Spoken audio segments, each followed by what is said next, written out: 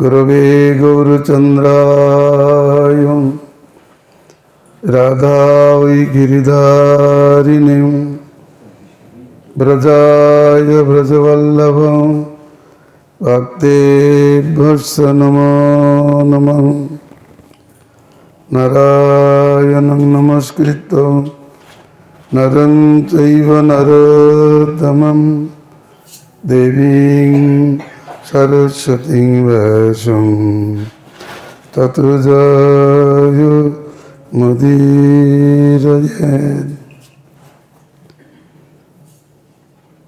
रसराज महाभाव स्वरूपं गौरविग्रहं विश्वम्भरं शचीपुत्रं दयार्णवं भजामहे।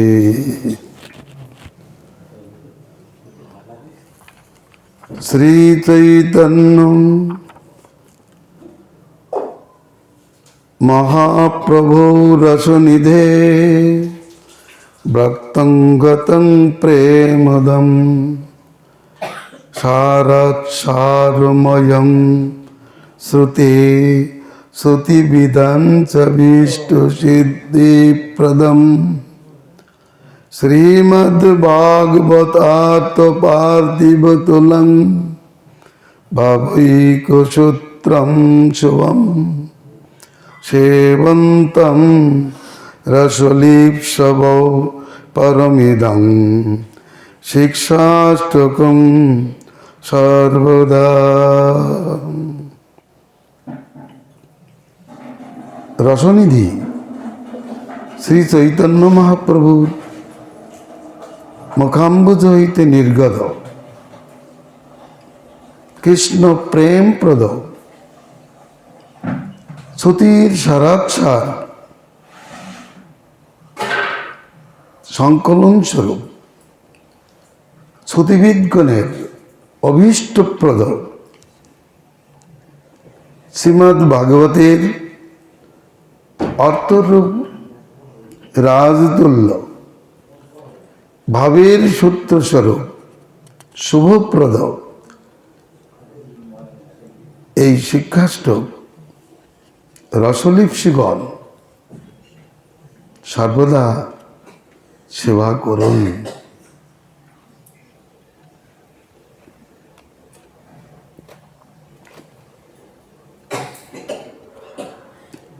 শিক্ষাষ্টকের ভিতরে আমরা কি পাও? রসনিধি শ্রী চৈতন্যের রাধাভাব ভাবিত শ্রী চৈতন্যের মুখপদ্ম হইতে বিগলিত প্রেমমণ্ডিত রূপ গোস্বামীপাদ বলেছেন, চৈতন্যের মুখ থেকে যা এসেছে সবই প্রেমপ্রদ। শ্রী চৈতন্য মুখোদ্গীর্ণং হরে কৃষ্ণেতি বর্ণকা নিমজ্জন্ত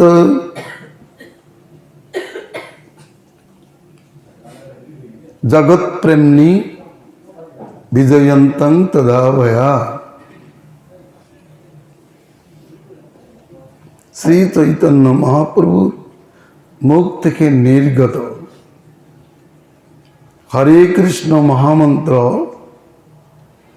জগৎকে প্রেমে নিমজ্জন করিতে করিতে বিশেষ উৎকর্ষের সহিত বিরাজ করিতেছে।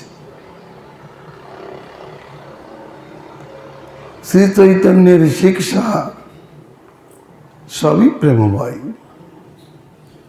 মধুরের সবকিছুই মধুর। প্রেমময়ের কার্যকারিতা সবই প্রেমময়, তার উপদেশগুলি সবই প্রেমময়, প্রেম ফলপ্রদ। যত উপদেশ আছে বিচার করে দেখুন, সর্বত্রই কৃষ্ণ প্রেম ফল সমন্বিত। কৃষ্ণ প্রেমের সম্বন্ধ যেখানে নাই তাদৃশ বক্তব্য তিনি রাখেন নাই।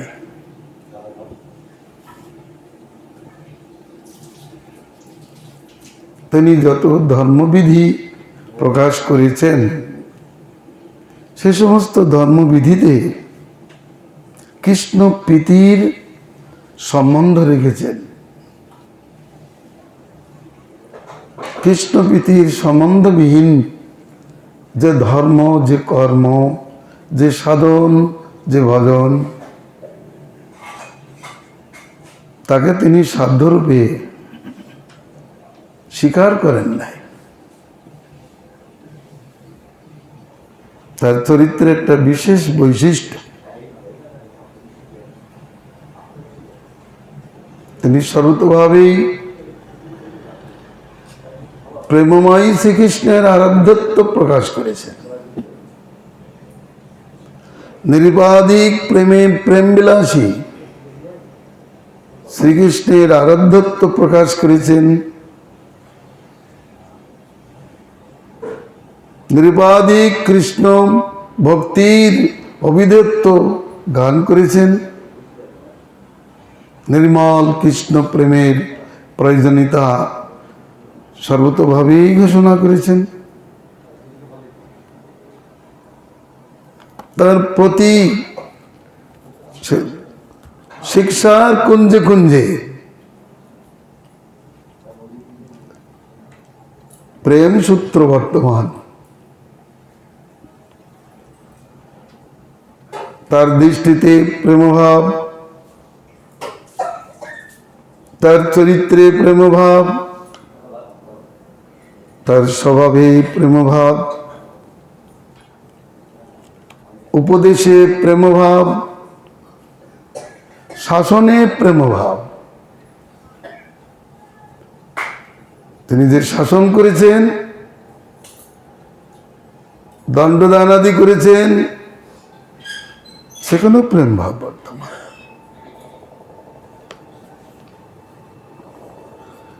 শিক্ষাস্তক গান করেছেন। জগতে অনেকেই অনেক অনেক মহিমা আছে নামের, কিন্তু চৈতন্যের শিক্ষা নাম মহিমাই যে প্রেম লাভ, নাম কীর্তনে যে প্রেম লাভের বিচার, কৃষ্ণ প্রাপ্তির বিচার, যুক্ত এমন শ্লোক অন্যত্র পাওয়া যায় না। সর্বত্রই নামে প্রাপনাশ হয়, মোক্ষ প্রাপ্তি হয়, পণ্য লাভ হয়, এই ধরনের কথাই আছে। কিন্তু চৈতন্যদেব শুধুমাত্র ভাবনাশ, মোক্ষ প্রাপ্তিকেই নামের সৎফল বলেন নাই। তিনি বলেছেন এগুলো অবান্তর ফল। নামের ফলে কৃষ্ণ পদে প্রেম উপজয়। কৃষ্ণ প্রেম নাম কীর্তনের সৎফল। শাস্ত্রে বলেছেন ভগবত দর্শন নয়নের সৎফল, কৃষ্ণ দর্শনই নয়নের সৎফল,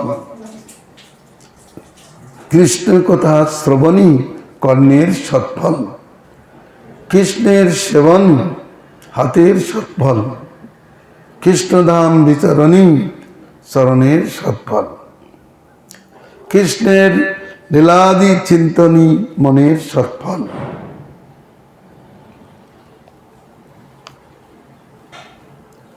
তদ্রূপ সেই সিদ্ধান্তে, সেই দৃষ্টান্তে চৈতন্যদেব তিনি এই কথাই বলেছেন, সর্বতোভাবেই কৃষ্ণের প্রাধান্য দান করেছেন। শাস্ত্রের প্রতিপাদ্য বিষয়। প্রথমে আমি আগে একটু মধু দেব, তারপরে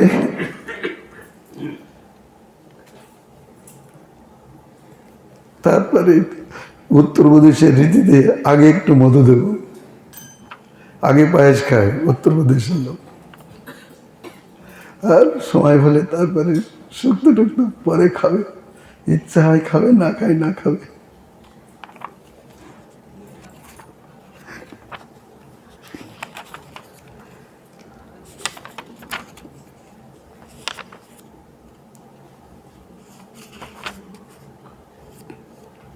অন্তর্দশা, রাধাভাব বিশ্লেষণ। শ্রীমান মহাপ্রভু গম্ভীরাই সর্বদাই রাধাভাবে থাকিতেন। ব্রজেন্দ্র নন্দনকে মানে আপনার কান্ত, সেই জন্য সেই সময় অবশেষ যে 12 বছর তিনি সকলের সম্বন্ধ প্রায় ছেড়ে দিয়েছিলেন। নির্জনে 2 জনের সঙ্গে পঞ্চতত্ত্বের আর 4 জনকেও ছেড়ে দিয়ে, কত বড় কথা, পঞ্চতত্ত্বের আর 4 জনকেও অন্যত্র ছেড়ে দিয়ে কেবল স্বরূপ রামানন্দের সঙ্গে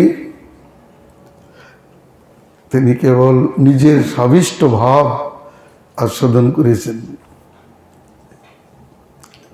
তিনি রাধা ভাবাস্বাদনকালেই এই শিক্ষাষ্টক আস্বাদন করেন। অতএব শিক্ষাষ্টকের অন্তর্দশায় রাধার ভাব ও নিগূঢ় রূপে বর্তমান। 7ম 8ম শ্লোকদ্বয়ে রাধার ভাব স্পষ্ট হইল, অন্যান্য শ্লোকেও তদ্ভাব রহস্য অনুস্যুত আছে।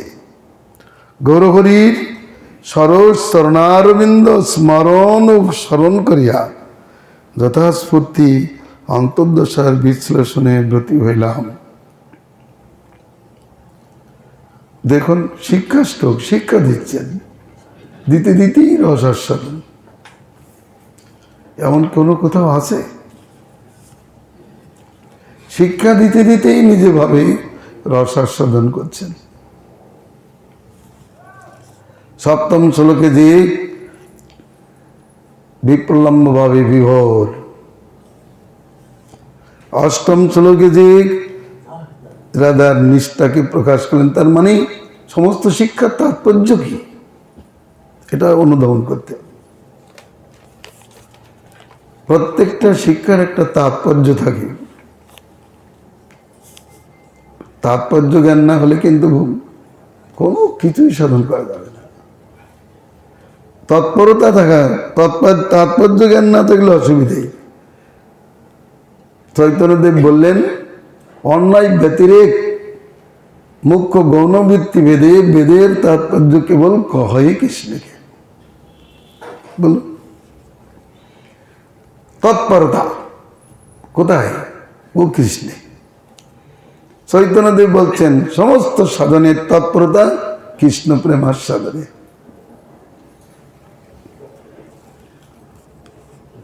অতএব অন্তর্দশায় স্বাধীন ভর্তিকা ভাবে কি বলছেন, শ্রী বিশ্বভানন্দিনী শ্রী গোবিন্দের বংশীধ্বনিতে আকৃষ্ট হইয়া সংকেত কুঞ্জ বিসার করিলেন।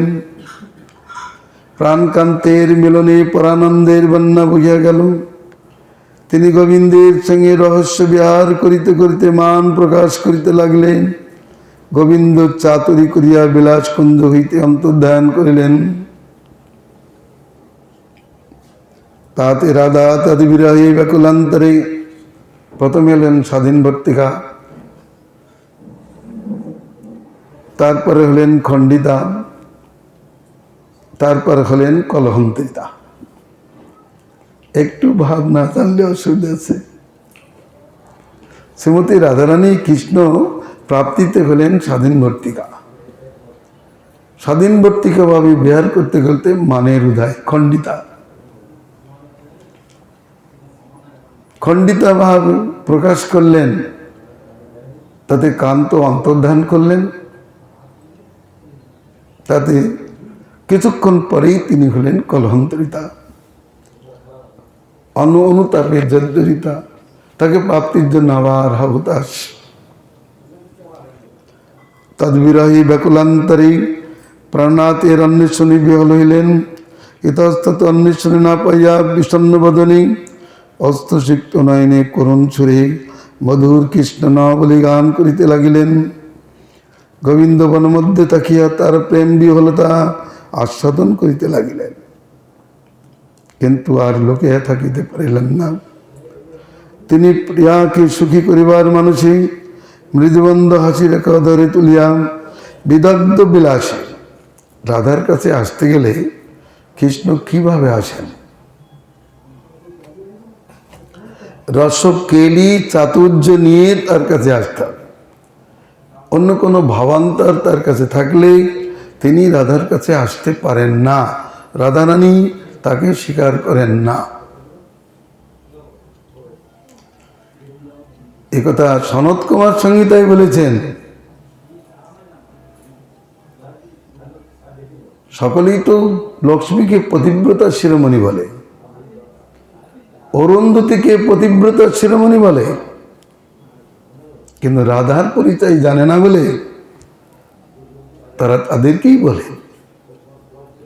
কিন্তু যার পতিব্রতা ধর্ম বাঞ্চে অরুন্ধতী, সেখানে বলেছেন কৃষ্ণের মধ্যে যদি অন্য কোনো ভাব থাকে তবে রাধা তাকে স্পর্শ করেন না। কৃষ্ণ যখন রাধার সম্বন্ধে একান্ত হয়ে যান তখন বিহারযোগ্য হন, রাধার সঙ্গে বিহারযোগ্য হন। তাই গোবিন্দ আকর্ষণী শক্তি দ্বারা তার মধ্য থেকে সমস্ত অবতার ভাবাদিকে আকর্ষণ করিয়া আকাশে রাখেন। যখন একান্ত হয়ে যান রাধার সম্বন্ধে, তখন রাধারানী তার সহিত বিহার করেন। আবার বিহার হয়ে গেলে সংস্থাপনী শক্তি সেইগুলো এনে তার মধ্যে সংস্থাপন করেন। কারণ কৃষ্ণ তো অখিল রসামৃত মূর্তি, অন্য রসের বিলাস তো করতে হবে। তিনি এতটুকুই শ্রদ্ধা যে রাধার সঙ্গে বিহারকালে চন্দ্রাবলীর চিন্তা বা মায়ের চিন্তা বা অন্য রসের চিন্তা থাকলে তিনি ওটা পছন্দ করেন না। আর তিনি একান্তই তাকে সেবা দিতে পারেন না। মানটা হয় কখন? যখন আনমনা হয়ে যান তখনই মান হয়। নায়ক যখন অন্যমনা হয়, অন্য কর্মা হয়, অন্য ধর্মা হয়, তখন সাধ্বী রমণী মান প্রাপ্ত হয়। কিন্তু কলহান্তরিতা নায়িকাকে তার উৎসুকে মার্জন করবার জন্য গোবিন্দের বিলাসকুঞ্জে আগমন হইল। পরম বিজয়তী সংকীর্তন যুগে কৃষ্ণের আগমন হল। অতএব পরম বিজয়তী শ্রীকৃষ্ণ সংকীর্তনম। প্রাণনাথকে দেখে রাধা আনন্দে আত্মহারা হইয়া পড়িলেন। গোবিন্দ তার প্রেমাশ্র মার্জনা করিয়া পার্শ্বে বসিয়া প্রেমালাপে রত হলেন। তাহাতে রাধার কান্ত বিরহজনিত বিষাদ ও স্বপত্নীর প্রতি ঈর্ষাজনিত চিত্ত মালিন্য দূরীভূত হইল। ইয়াই চেত দর্পণ মার্জনম পদের রাধা ভাবত্ব লীলায়িত অর্থ। স্বপত্নীর প্রতি ঈর্ষাজনিত মালিন্য, কান্ত বিরহজনিত যে বিষাদ, তাও চিত্তের মালিন্য বিধান করে, বিষাদ ঢেকে দেয়। কিন্তু গোবিন্দের মিলনে কৃষ্ণ যখন চলে গেছেন, রাধার অন্তরে স্বপত্নীর প্রতি ঈর্ষা জাগ্রত হল। নিশ্চয়ই কৃষ্ণ কোনো সুন্দরীর কুঞ্জে গমন করিয়াছে। অতএব স্বপত্নীভাবে ঈর্ষার উদয় হয়। রূপ গোস্বামীপাদ বলেছেন যে যারা পরম প্রেমবতী তাদের মধ্যে আবার ঈর্ষা। তো বলছেন যে কেউ মনে করেন এটা বেরসিক ভাব না, যারা এই বলেন যে ইচ্ছা থাকা উচিত না, তারা বেরসিকই। রসপুষ্টির জন্য অচিন্ত শক্তিক্রমে প্রেমবতী নায়িকাতে যে অসহা ঈর্ষা থাকে, সেটা শ্রীমদ্ ভাগবতে সুখদেবের অনুমোদিত বিষয়। দেখুন না, পদচিহ্ন দেখে বিপক্ষিয়া চন্দ্রাবলীগণ তারা বলেছেন, ও এই সুন্দরী পদচিহ্ন আমাদের চিত্তে জ্বালা প্রদান করছে। কান্ত সঙ্গামৃত প্রাবিড বর্ষণে, কান্তের সঙ্গরূপ অমৃত প্রাবিড বর্ষণে, প্রাবিড বর্ষণ মানে বর্ষাকালে যে মুষল বর্ষণ, তাতে তার চিত্ততাপ প্রক্ষালিত হইল, শীতলিত হইল। ইয়াই হল ভব মহা দাবাগ্নি নির্বাপনম। তখন সুরত সৌভাগ্য প্রকাশিত হইল। কান্তের মিলনে সুরত সৌভাগ্য প্রকাশিত হইল। যেহেতু নায়ক নায়িকার পক্ষে সুরত বিলাসী শ্রেয় স্বরূপ, ওটাই শ্রেয় স্বরূপ। আর যেহেতু ভগবান শ্রীকৃষ্ণের বিলাস, এ তো পরম শ্রেয় স্বরূপ, সাধারণ স্ত্রী সঙ্গ লাম্পট্য নহে। কারণ এটা সম্পূর্ণ প্রেমময়। এই জন্য বলা হচ্ছে রাধাকৃষ্ণের যে সুরত বিলাস সম্পূর্ণ প্রেমময়, এই জন্য ওকে শ্রেয় বলা হয়েছে। তখন সুরত সৌভাগ্য প্রকাশিত হইল, শ্রেয় কৈর চন্দ্রিকা বিতরণম। রতিবিদ্যা সঞ্জীবিত হইল। কৃষ্ণকে সুখী করার, নায়ক পক্ষে নায়িকাকে সুখী করার জন্য যে রতিবিদ্যা, আর নায়িকা পক্ষে নায়ককে সুখী করবার যে প্রচেষ্টা রতিবিদ্যা, সেটা জাগ্রত হল।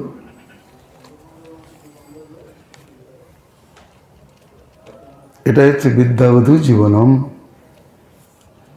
নাগর যুগল বিলাসে মত্ত হইলেন, তাতে তাদের আনন্দ সাগর উদ্বেলিত হইল। আনন্দাম্বুধি বর্তনম।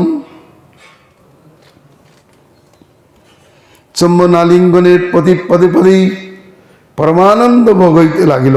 প্রতিপদং পূর্ণামৃতা সাধনম। এবং সেই আনন্দ তরঙ্গে মিথুন যুগলের চিত্তেন্দ্রিয় সকল আপ্লাবিত অভিভূত হইল। সর্বাত্ম স্নপনম। সখীগণ কুঞ্জরন্ধে নয়ন রাখিয়া নয়নে অবিরাম যুগল কিশোরীর কন্দর্প কেলি কৌতুক দেখিয়া আনন্দশ্রু বর্ষণ করিতে করিতে অনুচরীদের নিকট তা সদন্মুখে বর্ণন করিতে লাগিলেন। নাম সংকীর্তনের অন্তর্দশাই তার আস্বাদিনী হর্ষোদ্গম ক্রমে মহাপ্রভু বাদ্যদশাই। তাই নাম মহিমা কীর্তন সংকেতে সঙ্গীতদ্বয় স্বরূপ দামোদর রামানন্দ রায়কে শ্লোকবন্ধে জানাইলেন। নামি নামি নামের উদয়ে নামের উদয়, চিত্তদর্পণ যাদের পরিষ্কৃত, তারাই নাম কীর্তনের নামিকেই দেখিতে পান। এটা তো স্বাধীন বর্তিকা হয়। এরপরও আর একটু দশাই বলা হয়েছে যে বিপ্রলম্ব হয় নাম কীর্তনে, এই ভাগগুলি হয়। সাধক পক্ষে যেমন চিত্তদর্পণ মার্জন হয়, সিদ্ধের পক্ষে চিত্তদর্পণ মার্জনটা কেমন হবে? চিত্তে মালিন্য থাকে? সিদ্ধের কি চিত্তে মালিন্য থাকে? সিদ্ধের চিত্তের যে মালিন্য, সেটা সাধারণ ব্যাপার নয়, সেটা সম্পূর্ণভাবে প্রেমময় ব্যাপার। অতএব অবশিষ্ট বিষয়টা আমরা পরে আলোচনা করছি যে এইভাবেই নাম কীর্তন। হয়তো কেউ বলতে পারেন আপনার তো ব্যাখ্যা তো কৃষ্ণের মিলনই হলো, নাম কীর্তনে হলো না। তাহলে নাম কীর্তনেও হয়। রাধারানীর যে সংসার রয়েছে না, সংসারের তাপ আছে, শাশুড়ির চাপে আর ননদীর চাপে রাধারানী গান কাঁদছেন যে শাশুড়ির চাপে আমি কোথায় পড়লাম। তিনি গিয়েছেন, হে নন্দনন্দন ব্রজের জীবন নিবেদন তো পাই, বিষম সংসারে দুঃখের পাতারে পড়িয়াছি দয়াময়। শাশুড়ির চাপে, ননদীর চাপে, স্বামীর প্রতাপে, হায় স্বামীর প্রতাপ, এগুলি আমাকে এখন চারিদিকে বেঁধে রেখেছে। আমি কি করে তোমার কাছে উপস্থিত হব? তুমি কৃপা করে আমাকে এই সংসার বন্ধন থেকে তোলো। এটা তো মিথ্যা কথা নয়।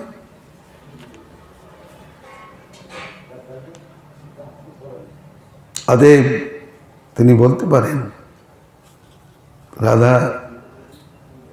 রাধার যে সংসার, ওই সংসার থেকে উঠে আসা কঠিন ব্যাপার, শত শত লাঞ্ছনা গঞ্জনায় পরিপূর্ণ। সেই সংসার থেকে তিনি উঠে এসেই কৃষ্ণ সেবা করেন। তার চিত্তে মালিন্য নেই জানি, কিন্তু মালিন্য আসে কখন? যখন কৃষ্ণ অন্নকুঞ্জে বিহার করেন,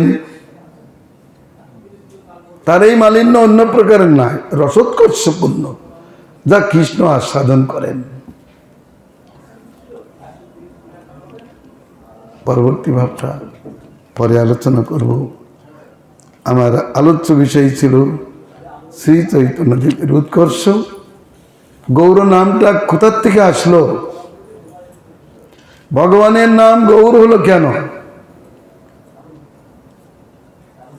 যে নামের সন্দর্ভ কি? গৌর শব্দ গৌরপীতে নির্লিপ্তে চম পরব্রহ্মণি নির্মলে। এই গৌর শব্দ পীত অর্থে। পীত কেন? করুণার বর্ণই পীত। শ্যাম সিঙ্গারে, শ্যাম বর্ণটা তো সিঙ্গারার্থে। শ্যাম বলতে অন্য কোনো কারণ নয়, সিঙ্গার রসের বর্ণই শ্যামবর্ণ। আর গৌর করুণ রসের মূর্তি। গৌর শব্দ পীত অর্থে, নির্লিপ্ত অর্থে, পরব্রহ্ম অর্থে এবং নির্মল অর্থে ব্যবহৃত হয়। দেখুন না, চৈতন্যের চরিত্রটা বিশ্লেষণ করে দেখুন। তিনি বর্ণে পীতবর্ণ, স্বভাবে নির্লিপ্ত, স্বরূপে পরব্রহ্ম এবং আচারে পরম নির্মল। কি বোধ হলো? বুঝতে পারলে কি বললাম? বর্ণে পীতবর্ণ, চরিত্রে নির্লিপ্ত, কোথাও নির্লিপ্ত নয়, স্বরূপে পরব্রহ্ম, স্বভাবে নির্মল। সেই গৌর সন্ন্যাসী তার ওই স্বরূপ প্রাপ্তির বিষয়টা বলেছেন। এবার তার আকৃষ্টির কারণ, উৎকর্ষ যেখানে সেখানে আকৃষ্টি। উৎকর্ষ কোথায় থাকে? উত্তমে থাকে। উত্তমে থাকে আকৃষ্টি, উৎকমে থাকে উৎকর্ষ। সেই জন্য উত্তমে সমাদর সর্বোপরি। শ্রী গোবিন্দ, যিনি সকলের পক্ষে পরম উৎকর্ষ স্বরূপ, তিনি যখন রাধার রূপ গুণ চরিত্রে উৎকর্ষ দর্শন করলেন, তখন তাতে তার আকৃষ্টি হৃদয় হল। সেই আকৃষ্টি ক্রমে তিনি এই গৌর স্বরূপ প্রকট করেছেন। আমরা তার আকৃষ্টি কোথায় কোথায় আছে সেটা একটু আলোচনা করব। চৈতন্য চরিতামৃতে আদি লীলায় চতুর্থ পরিচ্ছেদে এর একটা অপূর্ব বিচার। রাধার প্রিয় সখী, রাধার মঞ্জরি, কস্তুরী মঞ্জরি, যিনি কবিরাজ গোস্বামী বর্তমান, তিনি প্রকাশ করেছেন।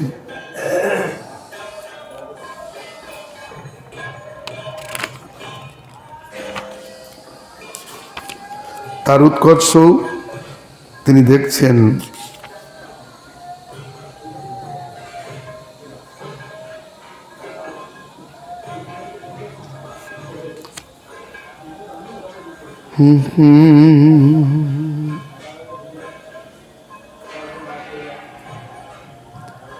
যে প্রেমের বিষয় বললেন, তারপরে সেই প্রেমার রাধিকা পরমাশ্রয়ী, সেই প্রেমার আমি ওই কেবল বিষয় জাতীয় সুখ আমার আস্বাদ, আমার হইতে কোটি সুখ আশ্রয়ের আহ্লাদ। এই তো আকৃষ্টির কারণ। আমি বিষয় স্বরূপে যে প্রেম আস্বাদন করি, কিন্তু আমি বিচার করে দেখলাম যে আমার হইতে কোটি গুণ আশ্রয়ের আহ্লাদ, আশ্রয় জাতীয় সুখ পাইতে মনসদা দায়, যত্নে আস্বাদিত নারী কি করি পাই, কবু যদি ওই প্রেমের উভয় আশ্রয়, তবেই সেই প্রেমানন্দের অনুভব হয়। এই বিচার নিয়ে চলছেন। জগতে তার চরিত্রটি নির্মল, রাধার ভাব দর্পণে নিজের মাধুর্যের প্রকাশ দর্শন করে তিনি তো পাগল করা হয়ে গেছেন। অতএব ওই মাধুর্য আস্বাদনের লোক, নিজের মাধুর্য আস্বাদন রাধার ভাব দর্পণে যেটা প্রকাশিত হয়েছে সেটাই তিনি আস্বাদন করতে চান না। আবার রাধার ভাবে চমৎকারিতা তাকে একবার মুগ্ধ করে দিয়েছে। তার জন্যই তিনি বলছেন,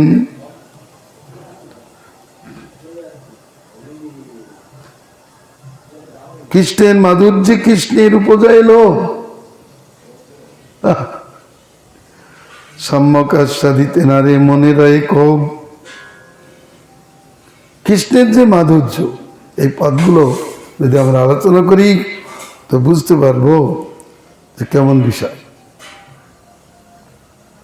কৃষ্ণের মাধুর্য আস্বাদন করবার জন্য কেমন লোভ হচ্ছে। প্রথমেই যদি কেউ চৈতন্যের ভাব আস্বাদন করতে চান, ভাব রহস্য জানতে চান, তার চতুর্থ পরিচ্ছেদটা তাকে কণ্ঠস্থ করতে হবে, তাকে নখদর্পণে রাখতে হবে, তাহলে তিনি ভালো বুঝতে পারবেন।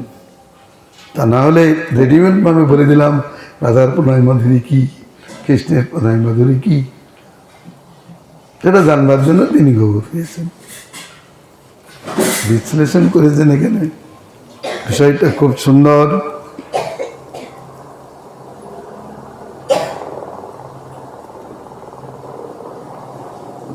এত চিন্তি রয়ে কৃষ্ণ পরম কৌতুকী, হৃদয়ে বাড়ে প্রেমের লোভ ধকি ধকি। ইয়াকে শোনো আর লোভের কারণ প্রকার, সমাধুর্য দেখি কৃষ্ণ করেন অভিযান। অদ্ভুত অনন্ত পূর্ণ মোর মধুরিমা, ত্রিজগতে ইয়ার কেহ নাই পাই সীমা। এই প্রেমদ্বারে নিত্য রাধিকায়া কলি, আমার মাধুর্যামৃত আস্বাদের সকলি। আমার মাধুর্য তো অনন্ত গোপী বা ভক্ত আস্বাদন করেন, কিন্তু আমার মনে হচ্ছে একমাত্র রাধায় এটা অদ্ভুত রূপে আস্বাদন করে। আমার মাধুর্যামৃত আস্বাদের সকলি, এই প্রেম দ্বারে নিত্য রাধিকা একলি। সর্বজ্ঞ ভগবান বিচার করছেন, তিনি ধৃতরাষ্ট্র নহেন যে তিনি অন্ধ, তিনি বিচার করতে গেলে যা শুনবেন তাই বলবেন।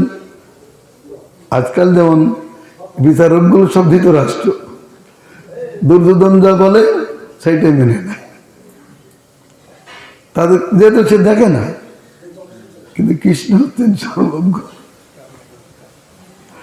কার অন্তরে কি ভাব আছে তিনি ভালো জানেন। এই জন্য তিনি বিচার করছেন। ভগবানের আবার বিচার করতে হয়। ভগবান আমার বিচার করেন, যিনি সবই জানেন তাকে আবার বিচার করতে হয়। তার মানে বিচারটা তখনই করে যেখানে রসের প্রশ্রবণ আছে। রসের প্রশ্রবণ আছে বলে, উৎকর্ষ আছে বলে সেখানে বিচার। আর এই বিচারটা সূক্ষ্ম বিচার, বিচারকের বিচার। যিনি অপরকে বিচার দেন তিনি আবার নিজের জন্য বিচার করছেন। আমার মাধুর্যামৃত আস্বাদে সকলি, যদ্যপি নির্মল রাধার সৎপ্রেম দর্পণ, রাধার প্রেমই দর্পণ, তথাপি স্বচ্ছতা তার বাড়ি ক্ষণক্ষণ, আমার মাধুর্য নাই বাড়িতে অবকাশে, এ দর্পণের আগে নব নবরূপে ভাসে। সমাধুর্য রাধা প্রেম দয়ে ওড় করি, ক্ষণে ক্ষণে বাড়ে ধুয়ে কেহ নাই মরে। হারি আমার মাধুর্য নিত্য নব নব হয়, স্বচ্ছ প্রেম অনুরূপ ভক্তি আস্বাদই, যার যেমন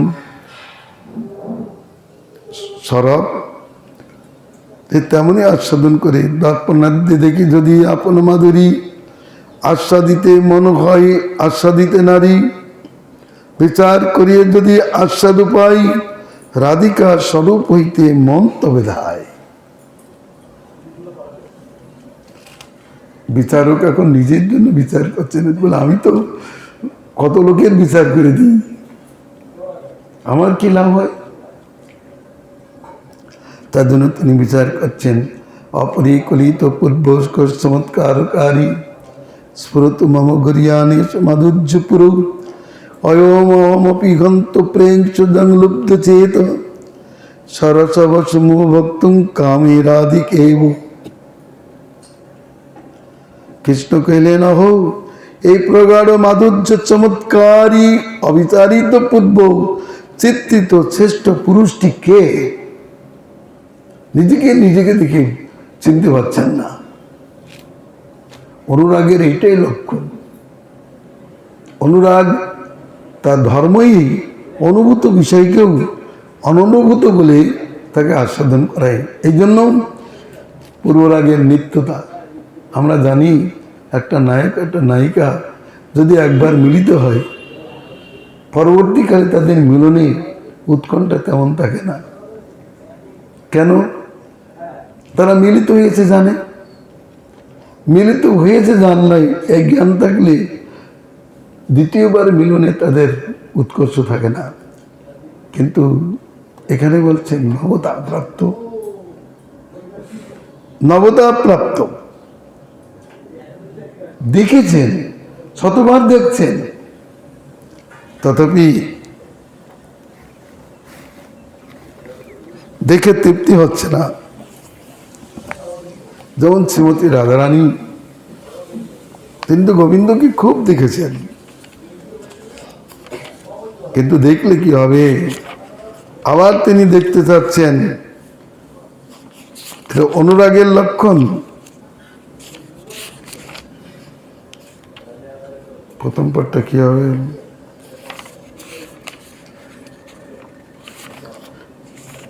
কি কহছি অনুভবময়,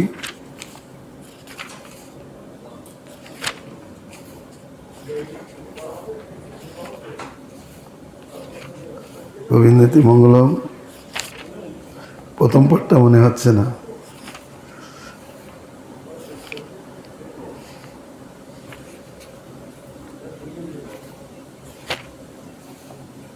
তো সেখানে একটা পদ মনে আছে। তিনি বলছেন, আমি জন্ম থেকেই কৃষ্ণকে দেখছি, কিন্তু নয়ন তৃপ্ত হচ্ছে না। বিভাবনা অলঙ্কারের রচনা হলো, লাখ লাখ যুগ যুগ ধরে আমি হিয়ে হিয়ে তাকে রাখলাম, কিন্তু আমার হৃদয় শীতল হলো না। আমি লাখ লাখ যুগ ধরে কানে কৃষ্ণের কথা শুনছি, কিন্তু আমার কান তৃপ্ত হলো না।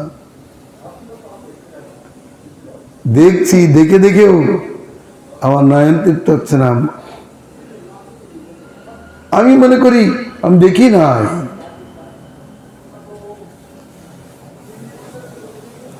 তার মানে এটা হচ্ছে নিরুপাধিক প্রেমের বিলাস। তো এইখানে শ্রী গোবিন্দ নিজের মাধুর্য দেখেই বলছেন, এই পুরুষটা কে? কে এই পুরুষ? এই মণিদর্পণে এই পুরুষটা কে? ইয়াকে দৃষ্টি করি আমি ক্ষুব্ধ চিত্ত দেখিতেছি, বলপূর্বক আলিঙ্গন করিতে রাধিকার ন্যায় ইচ্ছা প্রকাশ করিতেছি। কৃষ্ণ মাধুর্যের এক স্বাভাবিক বল, কৃষ্ণ আদি নর নারী করে চঞ্চল। শ্রবণে দর্শনে আকার সয়ে সর্বমন, আপনায় আস্বাদিতে কৃষ্ণ করেন যতন। এ মাধুর্যামৃত সদা যেই পান করে, তৃষ্ণা শান্তি নহে তৃষ্ণা বাড়ে নিরন্তরে। অতৃপ্ত হইয়া করে বিধির নিন্দন, অবিদগ্ধ বিধি ভালো না জানে সৃজন। কোটি নেত্র নাই দিল সবে দিল দুই, তাতে নিমেষ কৃষ্ণ কি দেখিব মুই। শ্লোকগুলো খুব সুন্দর। কুরুক্ষেত্রে কৃষ্ণকে দর্শন করে কৃষ্ণ মোবলভ্যতিরাধভীষ্টং তৎপ্রেক্ষণে দিশি সুপক্ষ কৃতং সুপন্তি। দিগ্বিগ হিদিকিতমলম পরিরভ্য সর্বা, তদ্ভাবমাপুরপি নিত্যযুজং দুরাপম। বহুদিন পর কুরুক্ষেত্রে বাঞ্ছিত শ্রীকৃষ্ণকে প্রাপ্ত হইয়া তদ্দর্শন সময়ে চক্ষের নিমেষ সৃষ্টিকারী বিধাতাকে ভর্ৎসনা করিয়াছিলেন। দর্শনেন্দ্রীরা হৃদয়ে সকলেই তাহাকে যথেষ্ট আলিঙ্গন করিত। যে পরমভাব প্রাপ্ত হয়েছেন নিত্যযুক্ত, সেই মহিষীদের পক্ষেও সেটা দুর্লভ ছিল ইত্যাদি পদের বিচার দিচ্ছেন। ও বলতেন যে কৃষ্ণের মাধুর্য, আমার প্রণয় মাধুরী কি রূপ, তাই এখন জানবার জন্য তিনি উদ্গ্রীব হয়েছেন। গোপী যেমন বলেছেন, হে কৃষ্ণ, তুমি যখন গোচরণে যাও তখন তোমাকে না দেখিয়ে ত্রুটিকাল আমাদের কাছে যুগ বলে মনে হয়। আবার তুমি যখন গোচারণ করে অপরাহ্নকালে ফেরো, তখন তোমার মুখমণ্ডল দর্শন করে আমাদের নয়নের তৃপ্তি হয় না। আমার চোখের পলককারীর প্রতি ধিক্কার দিয়ে থাকি, তাতে বোধ হয় কৃষ্ণাবলোকন বিনা নেত্র পলনয়ান। যেই জন কৃষ্ণ দেখে সেই ভাগ্যবান। সকলের শ্রেষ্ঠতা গান করেছেন।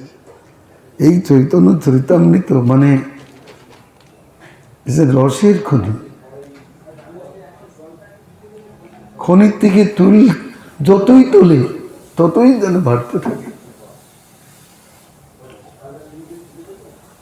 শ্রীমদ্ ভাগবতের পদ্য যেগুলো রয়েছে চার সেইগুলো চৈতন্য চরিতামৃতের উপাদান। সুখদেব বর্ণন করেছেন,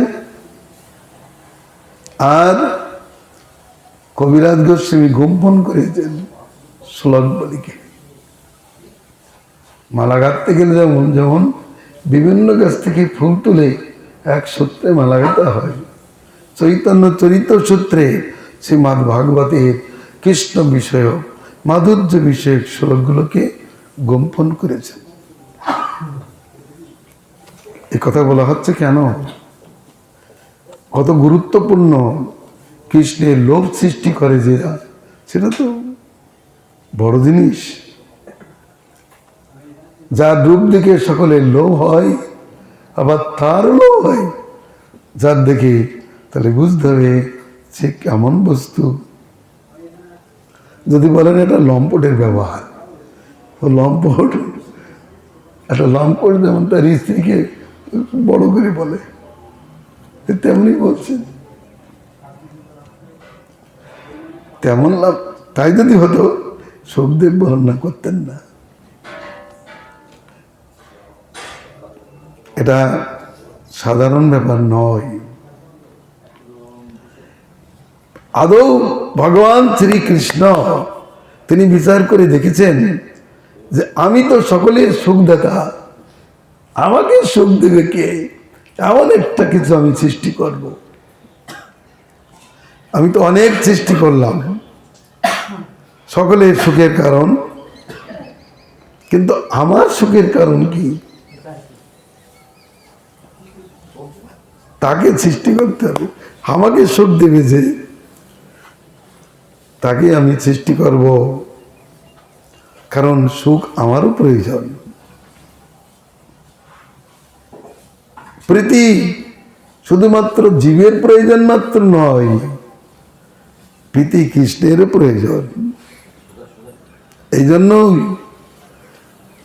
বললেন সেই প্রীতি রাধারকে এমন একটা আধার সৃষ্টি করলেন, সেই হল রাধা।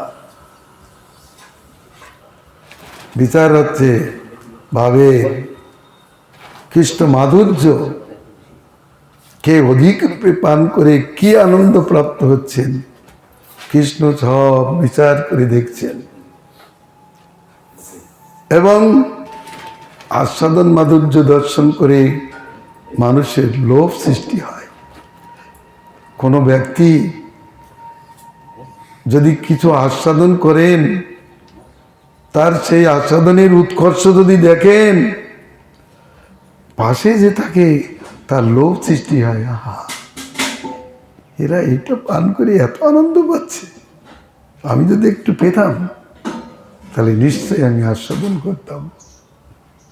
আমার পেতে হবে। আচ্ছা বলো তো, তোমরা এটা কি আস্বাদন করে এত উন্মত্ত হয়ে পড়ছো? বলো, দেখো বলে পারা যাবে না, তুমি একটু আস্বাদন করো, তাহলে বুঝতে পারবে এত মুক্ততা আছে কি না। তদ্রূপ আজ কৃষ্ণের এই যে বিচার, সব বিচার ছেড়ে দিয়েছে, লীলা থাক, সব বিচার ছেড়ে দিয়ে এখন নিজের সুখের বিচার, নিজের চিত্ত তৃপ্তির বিচারে গোবিন্দ কথাগুলো বলছেন যে আমার প্রণয় মাধুরী কিরূপ, প্রেম তাকে অজ্ঞ করে ছেড়েছে। কথাগুলো কিন্তু ভালো করে বুঝতে হবে। সর্বজ্ঞ শিরোমণি কৃষ্ণকে প্রেম বিলাস বা প্রেম বিলাসে রাধার ভাবের বিলাস তাকে অজ্ঞ করে দিয়েছে। যে সর্বজ্ঞ, রাধার প্রেম বিলাস তাকে অজ্ঞ করে দিয়েছে, তাকে আকৃষ্ট করে তুলেছে, তাকে উন্মত্ত করে তুলেছে, তাকে আস্বাদনের জন্য তন্ময় করে তুলেছে। কখন হয় এটা? আমার যে কি সৌন্দর্য আমি জানি না, কিন্তু অন্য যখন জানতে চায়, অন্যের ভাব দেখে তখন অন্তরে বাসনা হয়। বাসনাবলী দর্পণে দেখলে বোঝা যায়। তেমনি রাধার ভাব দর্পণ আমি আগে বলেছি, ইনি দেখছেন কার দর্পণে? সকলের প্রেম একটা করে দর্পণ, ব্রজগোপীদের প্রেম একটা করে দর্পণ, কিন্তু সেই সমস্ত দর্পণে কৃষ্ণের যে মাধুর্য বিলাস সম্পূর্ণ প্রকাশিত হয়নি।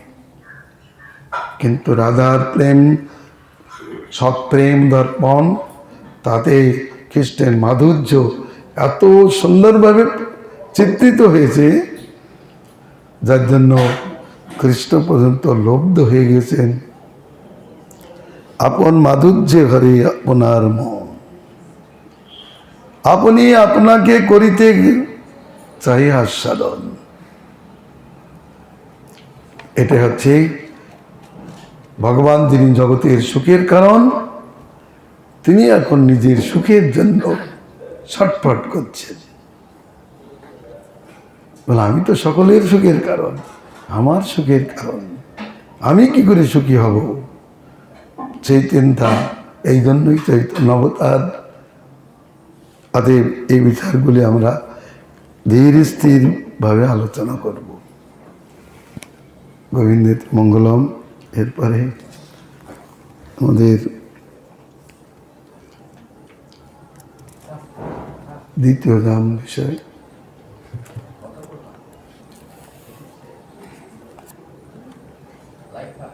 তা